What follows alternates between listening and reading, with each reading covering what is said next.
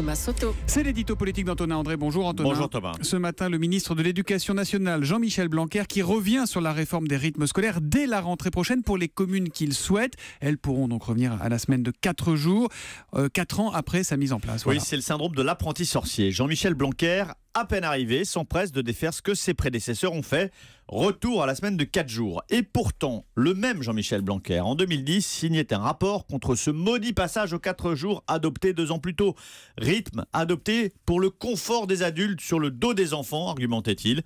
Bon, faut croire qu'il a changé d'avis, sans doute comme les chronobiologistes et experts de tout poil, qui se contredisent sur le sujet depuis des années. Alors, pourquoi fait-il ça, le retour à 4 jours ? Pour imprimer sa marque, pour ne pas se voir reprocher de n'avoir rien fait, les ministres de l'Éducation se succèdent et réforment chacun leur tour au pas de charge un système éducatif qui s'évalue pourtant sur le temps long.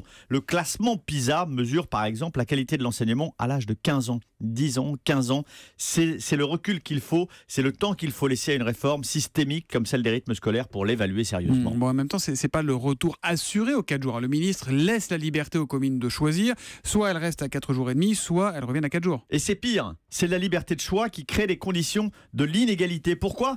C'est très simple. En 2019, les aides de l'État aux communes pour les activités périscolaires vont s'arrêter. Que va-t-il se passer ? Les communes riches pourront effectivement rester à la semaine de 4 jours et demi. Et puis les communes pauvres s'empresseront de revenir à la semaine de 4 jours. Et l'Association des maires de France a déjà annoncé la couleur. En 2018, le temps de s'organiser, une majorité de communes repassera à la semaine de 4 jours.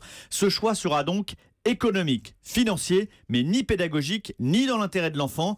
Comme le disait Jean-Michel Blanquer en 2010, la réforme se fera pour le confort de tous, adultes, communes, mais sur le dos des enfants. Les ministres de l'Éducation réforment à la chaîne et les enfants trinquent. Merci, conseil de classe sévère pour le ministre de l'Éducation signé Antonin André.